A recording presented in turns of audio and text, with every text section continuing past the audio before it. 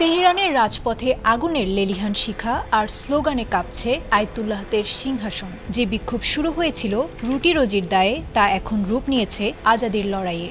ইরানের এই নজিরবিহীন গণবিক্ষোভে এবার প্রকাশ্যে ঘি ঢেলেছে চিরশত্রু ইসরায়েল। বিক্ষোভকারীদের স্বাধীনতার সংগ্রামকে সমর্থন জানিয়ে খোদ ইসরায়েলি পররাষ্ট্রমন্ত্রীর ভিডিও বার্তা মধ্যপ্রাচ্যের ভূ রাজনীতিতে হাজির করেছে এক নতুন সমীকরণ। একদিকে রাজপথে জনতার গর্জন, অন্যদিকে ইসরায়েল ইরানের ছায়াযুদ্ধ এখন সরাসরি সংঘাতের দ্বারপ্রান্তে। 1979 সালের ইসলামী বিপ্লবের পর ইরান বর্তমানে মুখোমুখি হয়েছে সবচেয়ে কঠিন চ্যালেঞ্জের। জীবনযাত্রার ব্যয় বৃদ্ধির প্রতিবাদে শুরু হওয়া এই আন্দোলন এখন রূপ নিয়েছে বর্তমান ধর্মতান্ত্রিক শাসন ব্যবস্থা পতনের এক দফা দাবিতে। গত কয়েকদিনের টানা প্রাণঘাতী বিক্ষোভে অনেকটাই অচল হয়ে পড়েছে দেশটি।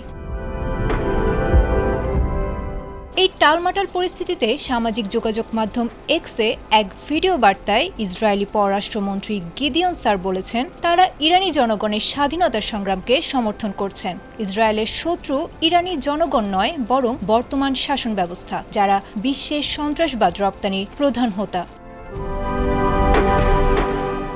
ইসরায়েল কেবল মৌখিক সমর্থন দিয়েই ক্ষান্ত হয়নি। দেশটির সামরিক বাহিনী জানিয়েছে, তারা ইরানের পরিস্থিতি গভীরভাবে পর্যবেক্ষণ করছে। যে কোনো পরিস্থিতিতে শক্ত জবাব দিতে প্রতিরক্ষা প্রস্তুতি ও অভিযানের সক্ষমতা জোরদার করেছে Tel Aviv.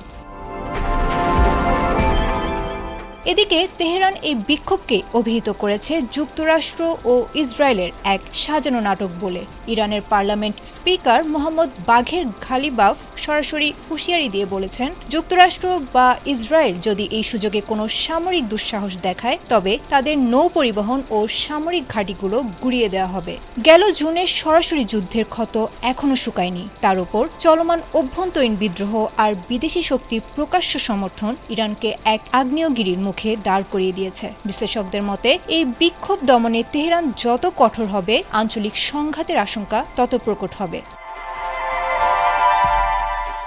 Ayesha Akter, ATN Bangla.